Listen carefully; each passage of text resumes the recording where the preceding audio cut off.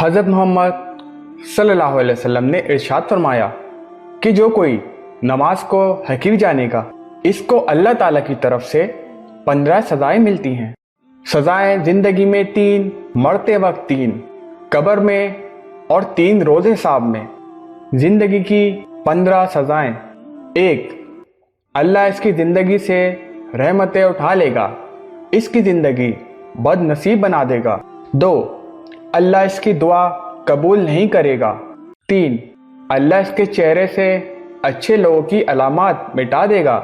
4, ज़मीन पर मौजूद तमाम मखलूक़ात इससे नफ़रत करेगी।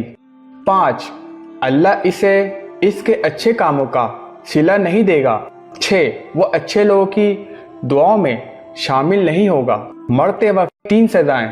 1, वो ज़लील होकर मरता है। 2, वो भूखा मरता है। 3, वो प्यासा मरता है।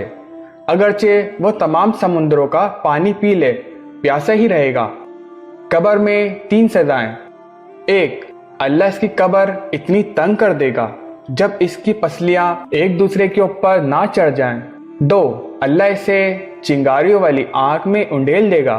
3, अल्लाह इस पर ऐसा सांप बैठाएगा जो बहादुर और दिलेर कहलाता है, जो इसे नमाज फजर छोड़ने पर सुबह से लेकर दोपहर तक डसेगा, नमाज ज़ोहर छोड़ने पर दोपहर से लेकर असर तक डसेगा, और इसी तरह हर नमाज छोड़ने पर अगली नमाज तक डसेगा।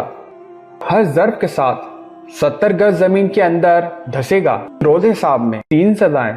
1, अल्लाह इसे मुंह के बल जहन्नुम में भेज देगा, जो जुर्म में शामिल होगा। 2, अल्लाह इसे गुस्से से देखेगा, जिससे इसके चेहरे का मांस गिर जाएगा। 3, अल्लाह इसका सख्त हिसाब लेगा और इसे जहन्नुम में फेंकने का हुक्म देगा।